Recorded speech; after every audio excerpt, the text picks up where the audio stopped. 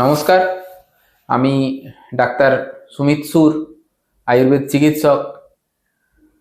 বর্তমানে নিত্যদিন আয়ুর্বেদ চিকিৎসার সাথে সাথেই দেশের সর্বপ্রাচীন আয়ুর্বেদ সংগঠন অখিল ভারতীয় আয়ুর্বেদ মহাসম্মেলনের রাজ্যের প্রধান হিসাবে রয়েছি। আজকের আমাদের আলোচনার উপপাদ্য বিষয় রসুন। অনেকেই নিত্যদিন রান্নাঘরে ব্যবহার করেন, খুব সাধারণ একটি ভেষজ, কিন্তু নামেই সাধারণ হলেও তার কার্য অসাধারণ।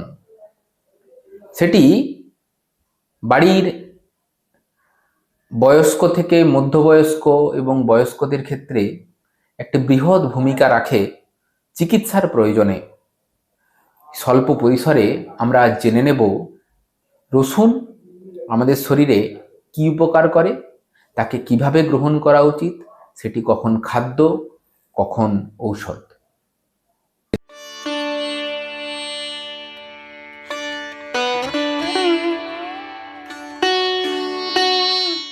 আয়ুর্বেদ শাস্ত্রে রসুনের উল্লেখ ওই কাশ্যপ সংহিতার সময়কাল থেকেই রয়েছে।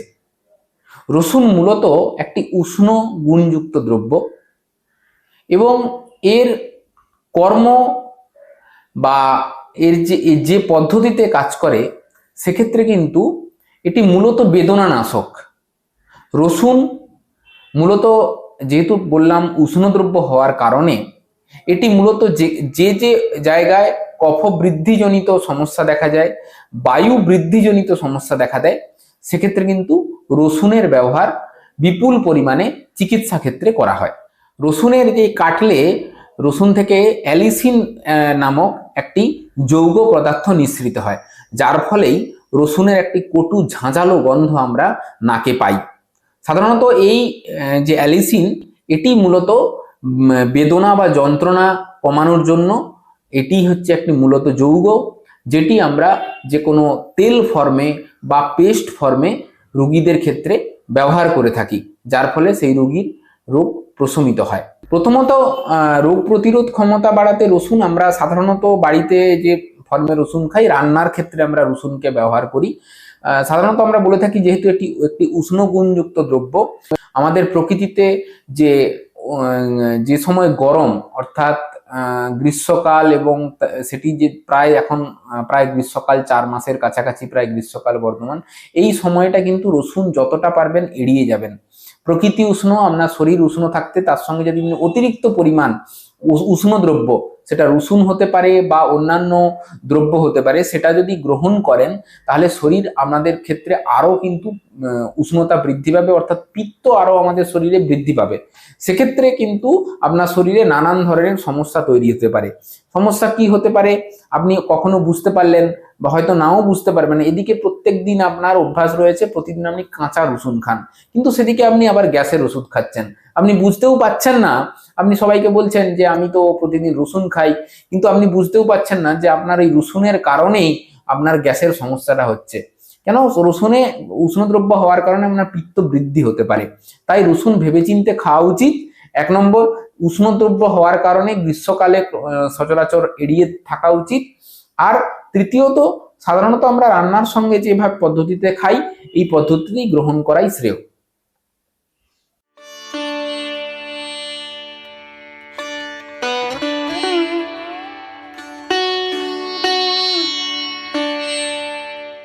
বিভিন্ন গবেষণায় দেখা গেছে লিপিড ক্ষেত্রে কন্ট্রোল করতে বা লিপিড, আমাদের শরীরে যে লিপিড রয়েছে তাকে কন্ট্রোল করার জন্য রসুন একটি খুব উপকারী। সেক্ষেত্রে রসুন দ্বারা এখন অনেক ধরনের ওষুধ বাজারে এসে গেছে। এটা হলেও সেক্ষেত্রে কিন্তু আমাদের রসুনকে খালি পেটে কখনো খাওয়া উচিত নয়। কোনো খাবার খাওয়ার পরে সকালবেলা ও সন্ধ্যাবেলা রসুন ট্যাবলেট হিসেবে বাজারে পাওয়া যায়, তাকে নেওয়া যায় অবশ্যই কোনো একজন চিকিৎসকের পরামর্শ অনুযায়ী, এবং এটি খাওয়ার পরে অবশ্যই গরম জলের সঙ্গে খেতে হবে। এমনি গোটা কাঁচা রসুন যতটা সম্ভব এড়িয়ে যাওয়াই ভালো। এক্ষেত্রে আমরা কিন্তু যেটা দেখতে পাই সেটা হচ্ছে যে কাঁচা রসুন অনেকের ক্ষেত্রে, একটু আগে যে বলছিলাম অ্যালিসিন যে যৌগ থাকে, সেই অ্যালিসিনের একটা দুর্গন্ধ থাকে, রসুনের গন্ধ অনেকে সহ্য করতে পারেন না, সেক্ষেত্রে তার গা বমি দেওয়া বা কোনো খাওয়ার পর সঙ্গে উনি খেলেন তারপর আবার বমি পাওয়া, এই ধরনের সমস্যা অনেকের ক্ষেত্রে দেখা যায়। তো সেক্ষেত্রে ডাক্তারবাবুর পরামর্শ অনুযায়ী সাধারণত খাবার পরে রসুনের ট্যাবলেট খাওয়া যেতে পারে, অবশ্যই সেটা গরম জলের সাথে।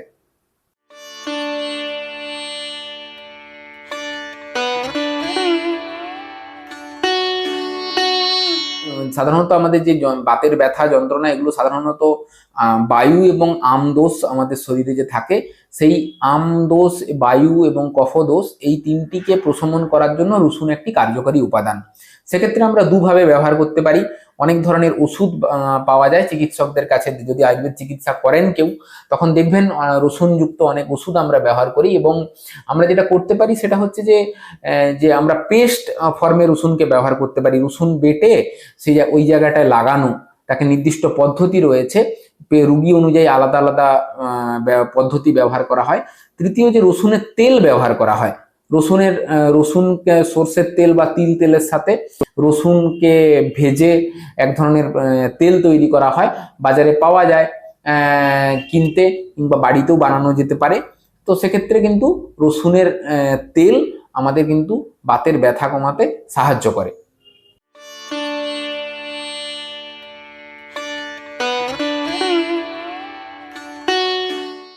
হ্যাঁ, শীতকালে প্রথমত যে আলোচনার মধ্যে আমরা ছিলাম, যে শীতকালে রসুনকে আমরা সকালে কিছু খাওয়ার পরে বা দুপুরে খাওয়ার সাথে আমরা একটি করে ছোট্ট রসুনের টুকরো আমরা খেতে পারি, এবং সেটা শীতকাল অর্থাৎ এই 3 মাসের মধ্যেই প্রতিদিন এই দুপুরে ভাত খাওয়ার সাথে খেতে পারি। কিন্তু খাওয়ার পরে আবার মনে রাখতে হবে অবশ্যই যেন গরম জল আমরা পান করি।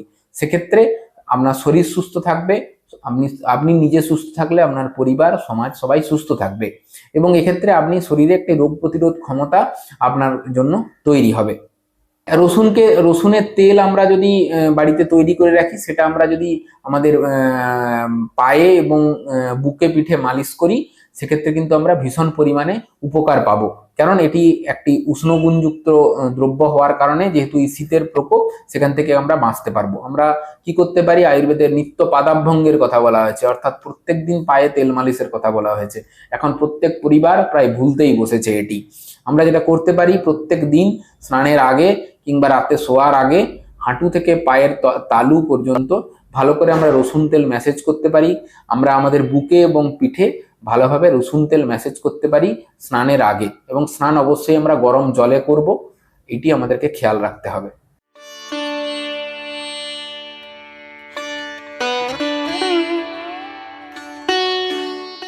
দেখুন, রসুনের মধ্যেও অনেক অ্যান্টিঅক্সিডেন্ট থাকে। তো সেক্ষেত্রে কিন্তু রসুন আমরা যে পদ্ধতিতে বলছিলাম, ওইটি রসুন খাওয়ার জন্য শ্রেষ্ঠ উপায়, যেটি আমরা ভাতের সাথে দুপুরবেলা একবার রসুনকে কিন্তু গ্রহণ করতে পারি। সেক্ষেত্রে আমরা রসুনের মধ্যে অনেক অ্যান্টিঅক্সিডেন্ট থাকে, যেটি আমাদের ত্বকের জন্য খুবই ভালো। সেক্ষেত্রে যদি আমরা ভাতের সাথে খাই এবং খাবার পরে যদি গরম জল খাই, আমরা রসুনের উপকারটি সরাসরি পেতে পারি। বলছিলাম ত্বকের ক্ষেত্রে কিভাবে আমরা রসুন খেতে পারি, সেক্ষেত্রে একটি বিষয় জানিয়ে রাখা ভালো। অনেকে সকালবেলা উঠেই রসুন খেয়ে নিচ্ছেন, তার সঙ্গে আবার গরম জল খাচ্ছেন, আবার তার সঙ্গে মধুও খেয়ে নিচ্ছেন। তো সেক্ষেত্রে আমাদের খেয়াল রাখতে হবে, প্রথম কথা, খালি পেটে রসুন খাবেন না। আমাদের সকালবেলা আমাদের পিত্ত এমনি বেড়ে থাকে, রসুন একটি উষ্ণদ্রব্য, তো সেক্ষেত্রে কিন্তু আমাদের পিত্ত দোষের কিন্তু অনেক সমস্যা দেখা দিতে পারে খালি পেটে রসুন খেলে, 1 নম্বর। দ্বিতীয় নম্বর কথা হচ্ছে যে আপনি খালি পেটে উষ্ণ জল পান করতে পারেন, অল্প পরিমাণে উষ্ণ জল পান আপনি অবশ্যই করতে পারেন, কিন্তু রসুনকে খালি পেটে খাবেন না, 1। দ্বিতীয় কথা হচ্ছে, এই রসুন খাবার পরে মধু এবং গরম জল, এই কম্বিনেশনটি বিরুদ্ধ। রসুন কখনো মধু এবং এইভাবে মধুর সাথে রসুন খাওয়ার উল্লেখ কোথাও নেই, বরং উল্টোটা। তো স্বাভাবিকভাবে দুটোই উষ্ণদ্রব্য, কখনোই গ্রহণ করা উচিত নয়। রসুন এবং মধু এই যে আমরা খাচ্ছি, এটাও ঠিক উচিত উপায় নয়।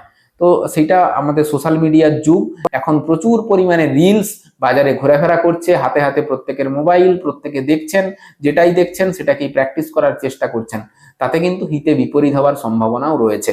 সেক্ষেত্রে একটু খেয়াল করে দেখবেন, রসুন কিন্তু খালি পেটে খাওয়া উচিত নয়।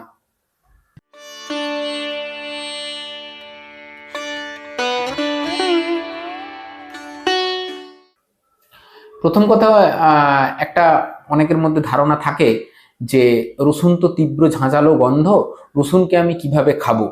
প্রথম কথা দেখুন, আপনি যদি গরম ভাতের সাথে যদি রসুন খান, সেই মানে ভাতের মধ্যে নিয়ে যদি ওটা খান, সেই গন্ধটা অত সচরাচর পাওয়া যায় না।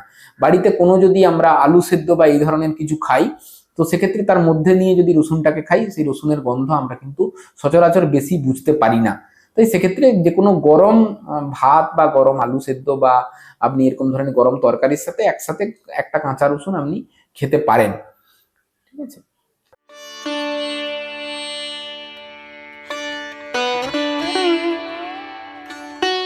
আমরা সাধারণত রসুন মেশাই, দেখুন আমরা শুধুমাত্র রসুন দিয়ে তরকারি করি না। আমরা দেখুন বিভিন্ন মানে রসযুক্ত পদার্থ দিয়েই কিন্তু তৈরি করি। সেক্ষেত্রে কখনো হলুদ থাকে, রান্নাতের মধ্যে কি থাকে, হলুদ থাকে, জিরে থাকে, মেথি থাকে, ধনে থাকে এবং আদা থাকে, পেঁয়াজ থাকে। সাধারণত এখন শুধু রসুন দিয়ে আমরা তরকারি রান্না করি না। সেক্ষেত্রে কি ষড়রসের মানে প্রপোর্শন অর্থাৎ সমতা একটা বজায় থাকে। সেক্ষেত্রে রান্না করে রসুন খাওয়া সব থেকে শ্রেষ্ঠ। রসুনকে আমরা যদি রান্না অবস্থায় খেতে পারি এবং বিভিন্ন যে মশলার মাধ্যমে আমরা রসুনকে গ্রহণ করতে পারি, সেটা অবশ্যই ভালো। আজকাল অনেকের মধ্যে একটি চলে এসছে যে বাড়িতে এখন তো বাটা মশলার সময় চলে গেছে, রসুন আমরা পেস্ট হিসেবে বাইরে থেকে কিনি। কিন্তু সেক্ষেত্রে অনেক ধরনের কিন্তু কেমিক্যাল ব্যবহার করা হয়ে থাকে, যেগুলিকে সংরক্ষণের জন্য বা প্রিজারভেটিভ হিসাবে ব্যবহার করা হয়। আমি সবার কাছে বিনীত অনুরোধ জানাবো, রসুন আপনি যদি ব্যবহার করেন, অবশ্যই আপনি বাড়িতে ওটা ছাড়িয়ে পেস্ট হিসাবে বা টুকরো হিসাবে ব্যবহার করুন। পেস্ট রসুন সাধারণত এড়িয়ে যান, তাতে আপনার শরীর ভালো থাকবে, আপনার রান্নার স্বাদও ঠিক থাকবে, আপনার শরীরও ভালো থাকবে। অনেকের মধ্যে একটি ধারণা আছে কাঁচা রসুন আমি খাবো, সেটি কখন খাবো বা আদৌ তার দরকার আছে কিনা। এই বিষয়ে বলতে গেলে এক চিকিৎসকের আঙ্গিক থেকে বলতে হয়, কাঁচা রসুন সরাসরি প্রত্যেক দিন খাওয়ার কোনো রকম প্রয়োজন নেই। এক, আপনি রান্না করে খান, সেটিকে রান্নার যে মশলা তৈরি হয় তার সাথে আপনি খেতে পারেন। 1 নম্বর, আপনার যদি নির্দিষ্ট কোনো সমস্যা থাকে, সেটা বাতের ব্যথা বা কিছু, সেক্ষেত্রে আপনি পেস্ট বা তেল চিকিৎসকের পরামর্শ অনুযায়ী নিতে পারুন। কিন্তু আমি ভালো থাকবো এই কারণে রসুন কেন প্রত্যেকদিন খাওয়া উচিত নয়। আবার ঘুরে বলছি যে রসুন একটি উষ্ণ পদার্থ, রসুন ভীষণ চরিত্রগতভাবে গরম। তো প্রত্যেকদিন আপনাকে যদি বলা হয় যে আপনি প্রত্যেকদিন কোনো একটি গরম খাবার প্রত্যেকদিন খান বেশি বেশি করে, তারা সেটা কিন্তু শরীরের ক্ষেত্রে অনিষ্ট দেখা দেবে। রসুন যেহেতু একটি উষ্ণ দ্রব্য, তো প্রত্যেক দিন রসুন কিন্তু খাওয়াটা ঠিক নয়। তো সেক্ষেত্রে আপনারা চেষ্টা করুন রসুন সাধারণত রান্না করে খাওয়া, সেটাই আপনার জন্য ভালো হবে।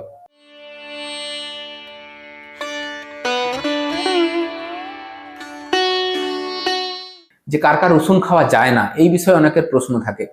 প্রথম কথা, যাদের শরীর প্রচন্ড তাপ থাকে, মানে নিজের থেকে বুঝতে পারেন আমার শরীর গরম থাকে, চামড়াতে হাত দিলে মনে করেন শরীর একটা হিট ভেতর থেকে আমার মনে হচ্ছে যেন আমার তাপ সবসময় লাগছে, সবসময় আমাকে গরম লাগে, তারা রসুনকে সম্পূর্ণরূপে এড়িয়ে চলুন। এক। দ্বিতীয় কথা, যাদের প্রচন্ড পরিমাণে অ্যাসিডিটির সমস্যায় ভোগেন, গ্যাসের সমস্যায় ভোগেন, তারা চেষ্টা করুন রসুনকে বেশি পরিমাণে এড়িয়ে যাওয়ার। কারণ রসুনের একটা যেমন গুণ থাকে, এই উষ্ণ গুণ থাকার জন্য বা অনেকের ক্ষেত্রে রসুন ডাইজেশন করতে সমস্যা দেখা দেয়। তো সেক্ষেত্রে আমরা যদি রসুন হজমই না হলো, তাহলে কিন্তু আপনি রসুন খেলে আপনার সেই সমস্যাগুলো আরো পরিমাণে বাড়বে। গর্ভাবস্থায় আপনি একদমই পরিমাণে রসুন খাওয়া যতটা কম করবেন বা এড়িয়ে যেতে পারলে খুবই ভালো হয়। একদম শিশুদের ক্ষেত্রে রসুন একদমই দেবেন না। এইভাবে রসুন কিন্তু যাদের যাদের এড়িয়ে থাকা উচিত। আর প্রশ্ন রইল যে আপনি কোন রসুনটা খাবেন। অনেকেই প্রশ্ন করেন যে চীনা রসুন খাবো না এক কোয়া রসুন খাবো। সেক্ষেত্রে আমরা বলবো যে এক কোয়া রসুন, ছোট ছোট যে রসুনগুলো দেশি আমাদের এই মাটিতে জন্মায়, ওই রসুনগুলোই খাওয়াটা সর্বোৎকৃষ্ট। এতক্ষণ আমরা আলোচনা করলাম রসুনের গুণাগুণ নিয়ে। প্রকৃতি আমাদের যত ভেষজ দিয়েছে, প্রত্যেকটি ভেষজ কিন্তু আমাদের শরীরের মধ্যে উপকারী। কিন্তু কোনটা উপকারী, কতটা উপকারী, সেটা জানতে হলে আপনাকে নিকটবর্তী অবশ্যই আয়ুর্বেদ চিকিৎসকের পরামর্শ মেনে চলা উচিত। শাস্ত্রে বহু উল্লেখ রয়েছে, তার সঙ্গে রোগের লক্ষণ সম্পর্কে বলা রয়েছে। তাই নিজের শরীর নিয়ে বা আপনার পরিবারের কারো শরীর নিয়ে আপনি চিকিৎসা ব্যবস্থায় অন্ততপক্ষে সোশ্যাল মিডিয়ার যুগে সোশ্যাল মিডিয়া দেখে কোনো একটি পাতা পড়ে নিজের চিকিৎসা নিজে করতে যাবেন না। প্রত্যেকটা পদার্থের গুণাগুণের সাথে প্রত্যেকটা পদার্থের অতিরিক্ত গ্রহণের ফলে শরীরের কিন্তু অনেক অবস্থার বিঘ্নিত হতে পারে, যার ফলে আপনার শরীর অসুস্থও হয়ে পড়তে পারে। তাই আয়ুর্বেদের ক্ষেত্রে শুধু রসুন নয়, শুধু আমলকি নয়, শুধু বহেড়া নয়, শুধু হরিতকি নয়, আরো অন্যান্য যা যা ওষুধ আপনি প্রত্যেক দিন খাচ্ছেন, অবশ্যই গ্রহণ করার শুরুতে আপনি আপনার নিকটবর্তী আয়ুর্বেদ চিকিৎসকের সঙ্গে পরামর্শ করুন। তাতে সুস্থ থাকবেন আপনি, আপনি সুস্থ থাকলে আপনার পরিবার সুস্থ থাকবে, আপনার গ্রাম সুস্থ থাকবে, সমাজ সুস্থ থাকবে, সর্বোপরি দেশের রাষ্ট্রের প্রত্যেকটা জনগণ সুস্থ থাকবে। এই কথা বলে আমরা আজকের আলোচনা শেষ করছি। ধন্যবাদ।